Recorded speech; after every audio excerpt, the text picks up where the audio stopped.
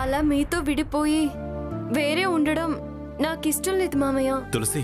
అవును మామయ్య, అలా చేస్తే తులసి విలువేముంది? చాలా మంది కోడళ్ళ కిందే నేను జత కడతా. నేనొచ్చాను, కుటుంబం విడిపోయింది, మొగుణ్ణి కొంగు కట్టుకుపోయింది అనే చెడ్డ పేరు మూటగట్టుకోవడం నాకిష్టం లేదు మామయ్య.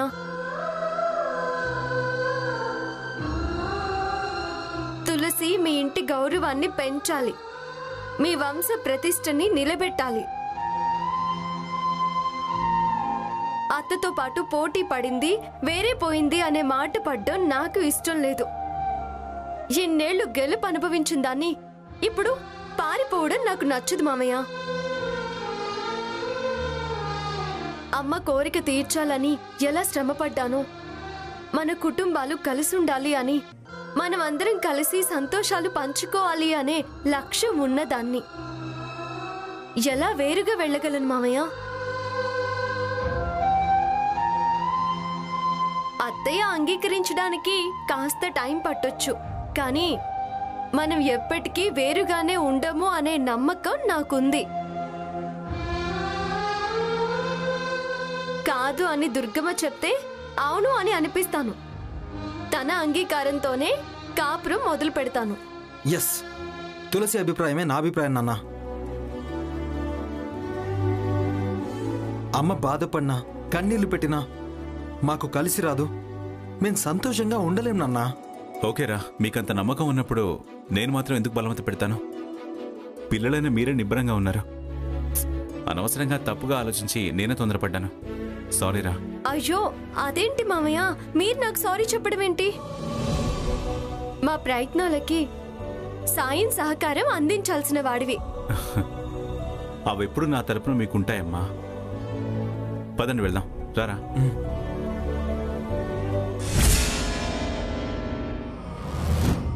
ఏమే వెంకటలక్ష్మి, కాస్త ఫ్యాను స్పీడ్ తగ్గించవే, తెల్లవార్లు నిద్ర పట్టి చావడం లేదు. అలాగే నాన్నమ్మా. వెంకటలక్ష్మి, వెంకటలక్ష్మి. ఏంటత్తయ్యా? ఏంటే దుర్గా, నిద్ర పట్టట్లేదా? పడుతుంది పడుతుంది, నిద్ర పట్టడానికే ఏర్పాట్లు చేసుకుంటున్నాను. అది నన్ను చెవిలో జోరీగలాగా చెప్పులో రాయిలాగా ఇబ్బంది పెడుతూనే ఉంది కదా, అందుకే ఒక కొత్త ఆలోచన చేశాను. ఇక నుంచి ప్రశాంతంగా గుండెల మీద చేయి వేసుకుని హాయిగా పడుకుంటాను. ఏం ఆలోచన చేసావు ఏంటే దుర్గా? చెప్పను, తొందరలో మీకే అర్థమవుతుంది. వెంకటలక్ష్మి, ఇదిగో. ఏంటత్తయ్యా? ఒక గొప్ప బహుమానం ఇందులో పెట్టాను. ఇది నీ జీవితాన్నే మార్చేస్తుంది. అంటే ఇందులో ఏమైనా కొత్త ఐడియా పెట్టావా? ఏ ఇప్పుడు తీకు. అదేంటత్తయ్యా? అది ఇక్కడ తెరవద్దు, ఎవ్వరికీ తెలియనివ్వకు. నువ్వు మాత్రమే చూడాలి, నీకే అర్థమవుతుంది. అసలు నీ రూపురేఖలే మారిపోతాయి. కొత్త జీవితం ప్రారంభమవుతుంది. ఒక అద్భుతమైన అవకాశం నీకు అందిస్తున్నాను, వినియోగించుకో. ఆదిత్య నీ వైపు తొంగి చూసేలాగా ఈ కవర్ మార్చేస్తుంది. వాడిని అంటిపెట్టుకునే అవకాశం, వాడి చెయ్యిని అందుకునే అవకాశం ఈ కవర్ నీకు కల్పిస్తుంది. నేను నీకు ఇచ్చేటటువంటి అతి విలువైన బహుమానం. ఏంటి దుర్గా, ఏమన్నా ఎంటీ చెక్ మీద సంతకం పెట్టించావా? నీకెప్పుడు డబ్బు చేసే పిన్ని. ఎంటీ చెక్ ఇస్తే నెత్తిన పెట్టుకుంటుందా? ఇస్తాను. నీకు కావాలంటే ఎంటీ చెక్ మీద సంతకం పెట్టిస్తాను. వెళ్ళిపోతారా? అది అవసరం లేదా ఏంటి? దీనికి నేను జీవితం ఇవ్వాలనుకుంటున్నాను, నువ్వేమో ఎంటీ చెక్ అడుగుతున్నావు. ఒక్కసారి చెక్ తీసుకుంటే దాని జీవితం ఖాళీ అవుతుంది, కానీ నిండదు. అత్తయ్య, నువ్వు ఆ ముసల్దాని మాటలు పట్టించుకోకు. నువ్వన్నట్టు నాకు జీవితమే కావాలి, కానీ ఈ చెక్కులేం వద్దు. ఇదిగో ముసలి, మళ్ళీ చెక్కులు గిక్కులు ఉన్నావంటే ముక్కు చెక్కేస్తాను.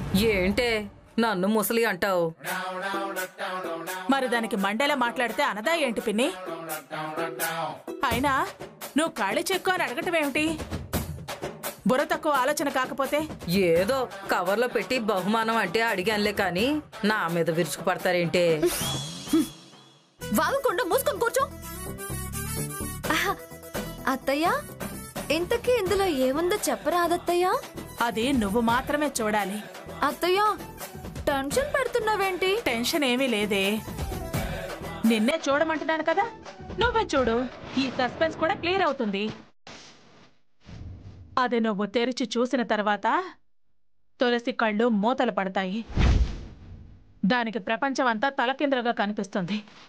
అసలు నేనేనా అని గిచ్చుకునేలా చేస్తుంది తెలుసా? ఇందులో ఉన్న ప్రకారమే నువ్వు నడుచుకో, జాగ్రత్త. అదేంటో చెప్పవే దుర్గా.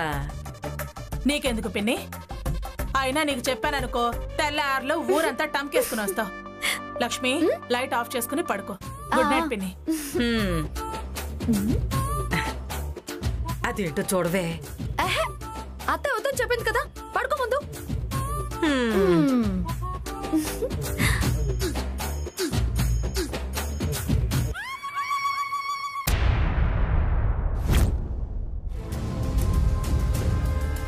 ఆగరా. ఆదిత్యని ఎందుకు ఆగమంటుంది సత్యాలు? నాకు మాత్రమేం తెలుసు, నువ్వే చూడు. ఎందుకమ్మా? డ్యూటీకి టైం అవుతుంది. ఆగమన్నాను కదా, ఆగరా. డ్యూటీకి నేను పంపిస్తాను కదా. నేను డ్యూటీ చెడగొట్టేదాన్ని కాదురా, డ్యూటీ ఎలా చేయాలో నేర్పేదాన్ని. ఒక్క నిమిషం ఆగు. వెంకటలక్ష్మి, వెంకటలక్ష్మి. ఇప్పుడు వెంకటలక్ష్మి దేనికమ్మా? నీకు తొందర ఎందుకురా? వెంకటలక్ష్మి, నువ్వు తొందరగా రావే.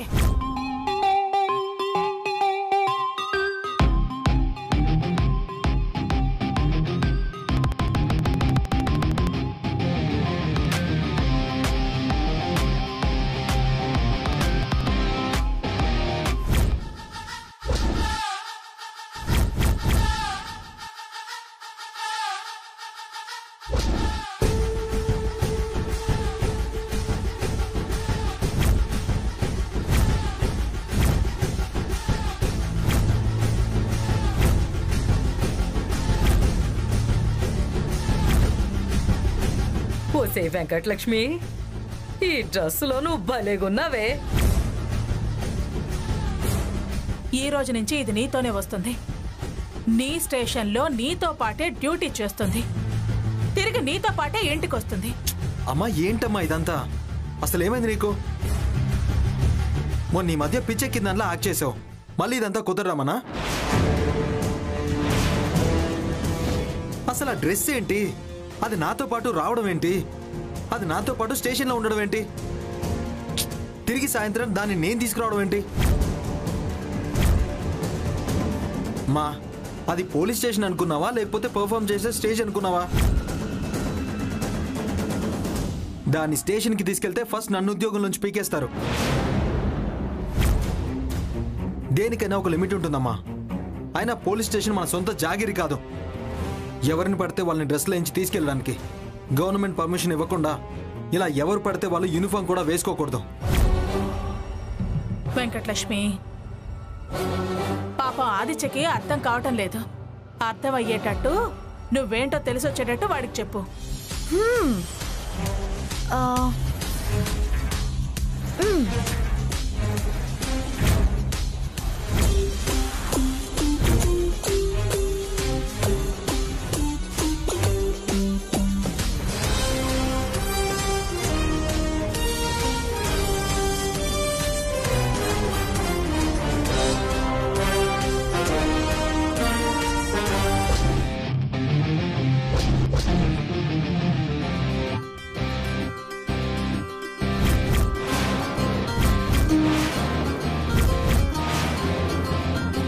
డిఐజీ గారు పర్సనల్ ఇంట్రెస్ట్ తో దానికి ఆ పోస్ట్ ఇచ్చారు.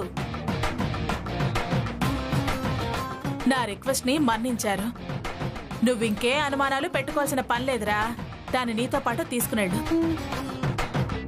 అత్తయ్య రేంజ్ ఏంటో అర్థమైందా బావా? అందరి రేంజ్లు పెరుగుతున్నాయి, నా రేంజే పడిపోయింది. కోతి నాడించే వాళ్ళ అయిపోయింది నా అప్పాను. ఏంట్రా, ఎవర్రా కోతి? అమ్మా ఇది కోతి కాక మనిషా? ఛీ, అసలు దీన్ని ఎవడైనా మనిషిలో లెక్కేస్తాడా? ఇప్పుడు దీన్ని నేను తీసుకెళ్తే కానిస్టేబుల్ని నాతో తీసుకెళ్ళినట్టు ఉండదు, కోతి మెడలో చైన్ వేసుకుని తీసుకెళ్తున్నట్టు ఉంటుంది.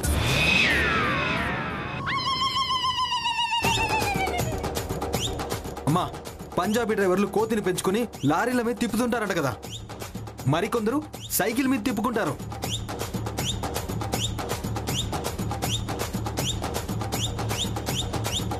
ఇప్పుడు నేను దీన్ని బైక్ మీద ఎక్కించుకుని తీసుకెళ్లినా దీన్ని మాత్రం కానిస్టేబుల్ అని ఎవ్వరూ అనుకోరు.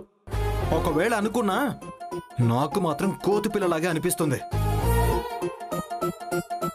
అనవసరంగా పిచ్చి పిచ్చి మాటలు మాట్లాడుకో. నీ తోటి సహోద్యోగిని పట్టుకుని కోతి గీతి అంటావా? రే, ఇప్పుడు నేను ఆడుతున్న డ్రామా ఏమీ కాదు. నా కొడుకు నా చేతిలో నుంచి జారిపోకుండా నేను చేసుకున్న రక్షణ ఇది. నేను ఏర్పాటు చేసుకున్న సెక్యూరిటీ. దానికి నేను మాట ఇచ్చాను. మర్యాదగా నీతో పాటు స్టేషన్కి తీసుకునేళ్ళు.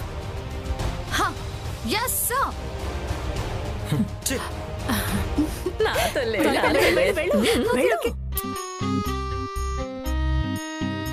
సరే అక్క, రాత్రి ఇచ్చిన బహుమానం ఇదేనా?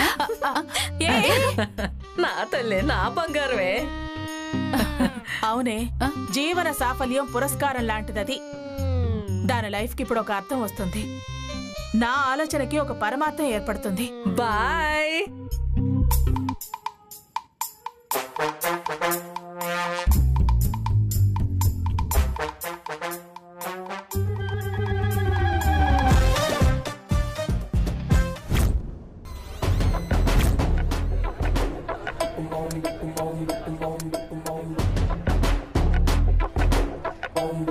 సార్ చాలా స్పీడ్ మీద ఉన్నారు. అవునవును, నిన్న తులసి నాకు డిపార్ట్మెంట్లో పోస్టింగ్ వేయించు, ఇద్దరం కలిసి డ్యూటీకి రావచ్చు అంది. అంతే, వెంటనే పోస్టింగ్ వేయించి వెంట పెట్టుకుని వచ్చారు.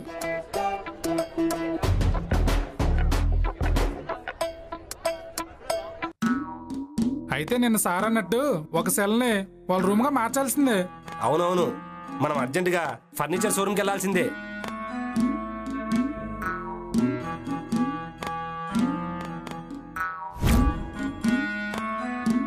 Good morning sir. Sir, furniture shop కి పంపించమంటారా? ఫర్నిచర్ షాప్ కి ఎందుకు? అది మీరు నిన్న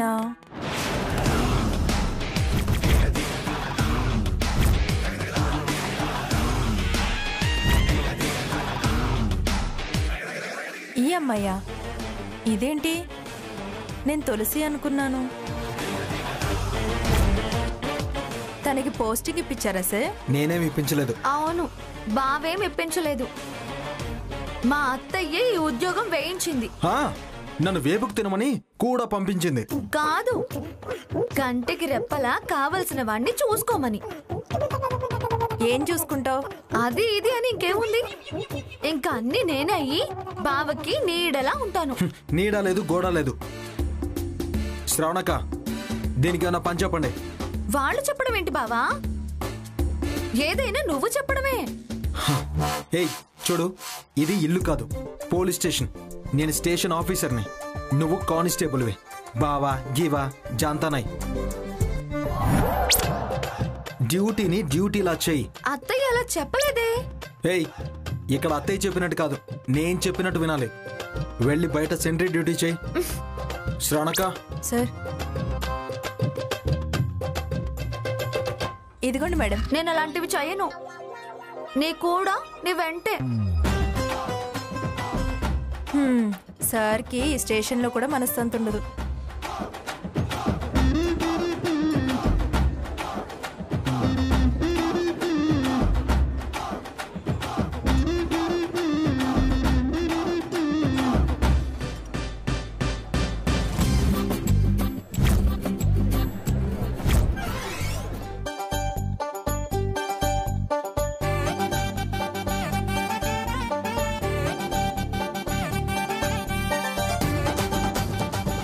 ఏయ్, ఏంటిది?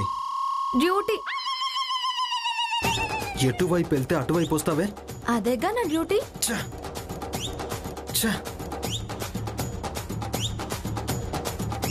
సార్ సార్ సార్, మీరు ఇలా కూర్చోండి, కూర్చోండి. నేను ఇస్తానుగా, కూర్చోండి, కూర్చోండి. తాగండి.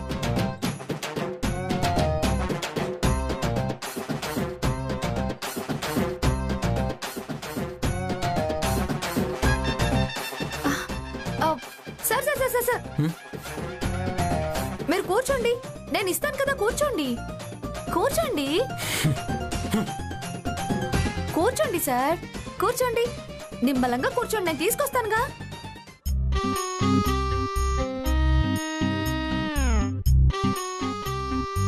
ఇదిగోండి సార్.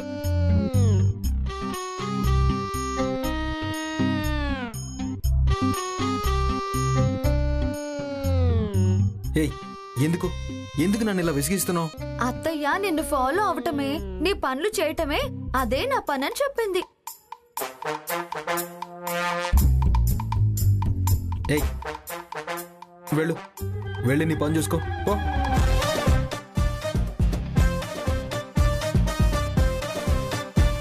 ఆదిత్య, చేతులు కడుక్కో, భోజనం వడ్డిస్తా.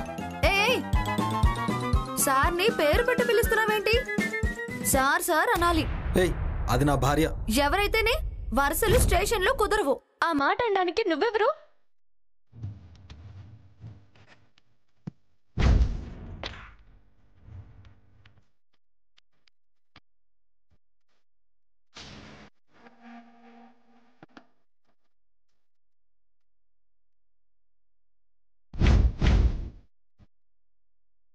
ఓసిని వెంకటలక్ష్మి, నువ్వా? నువ్వేంటి? ఈ డ్రెస్ ఏంటి? ఎప్పుడే ఉద్యోగం వచ్చింది నీకు? అవన్నీ నీకు అనవసరం. నన్ను పేరు పెట్టి పిలవడం పద్ధతి కాదు. నంబర్షిప్ అయితే షట్ అప్. నంబర్తో పిలవడానికి నువ్వు నా పై ఆఫీసర్వి కాదు. అయినా ఆ పద్ధతి స్టేషన్లో రద్దయింది.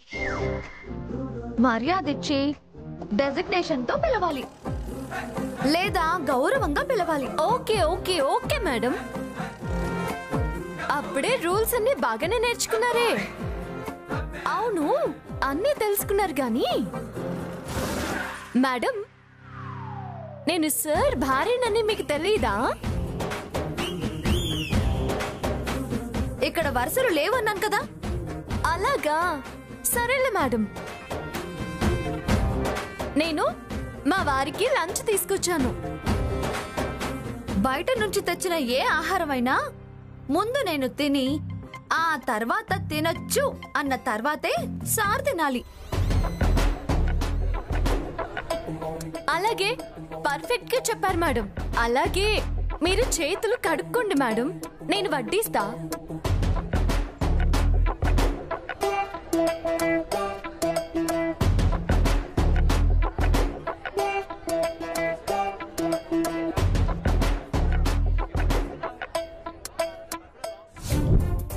తులసి ఏంటి ఇంత ప్రశాంతంగా ఉంది?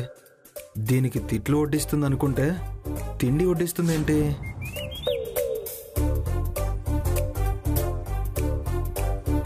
ఆగండి సార్. ముందు మేడం గారు తిని ఆవిడ ఓకే అన్నాక మీరు తినొచ్చు. అంతేనా? మీరు తినాలి కదా మేడం. తినండి మేడం. ఇదింతలా తినండి తినండి అని మర్యాదిస్తుందంటే దీనికన్నీ తెలిసే కావాలని ఇందులో ఏమైనా కలిపి తెచ్చిందా? ఏంటి మేడం, తినకుండా అలా ఆలోచిస్తున్నారు? సరే, మేడం గారు డౌట్ పడుతున్నట్టున్నారు. డౌట్ ఏంటి? నేను ఈ ఫుడ్ లో ఏమైనా కలుపుంటానేమో అని. అదేం లేదు, నాకు వేరే పని గుర్తుకొచ్చింది. లేదులేండి, మీకు డౌట్ వచ్చింది. మీ డౌట్ ని నన్ను తీర్చమంటారా? నువ్వు తీరుస్తావా? ఎలా ఎలా అని అడుగుతున్నారంటే మీకు డౌట్ వచ్చినట్టే కదా. ఒక్కసారి లేవండి. దేనికి? అదే, ఏదో పని గుర్తొచ్చింది అన్నారు కదా, మీరు ఆ పని చూసుకోండి. ఈలోపు అన్ని సార్ ముందు, మీ ముందు నేను కాస్త కాస్త తిని మీ డౌట్ క్లియర్ చేస్తాను కదా. సరే, తిను.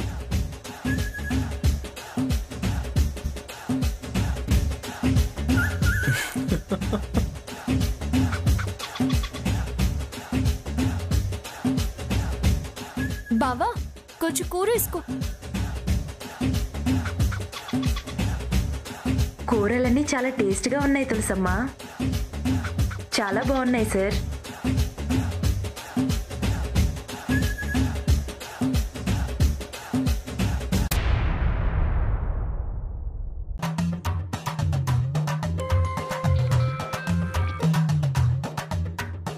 లక్ష్మి ఏంటి ఇప్పుడు ఫోన్ చేస్తోంది? ఏంటే ఫోన్ చేశావు? అత్తయ్య, మరే తులసి, నేను మా వారికి లంచ్ తీసుకొచ్చాను.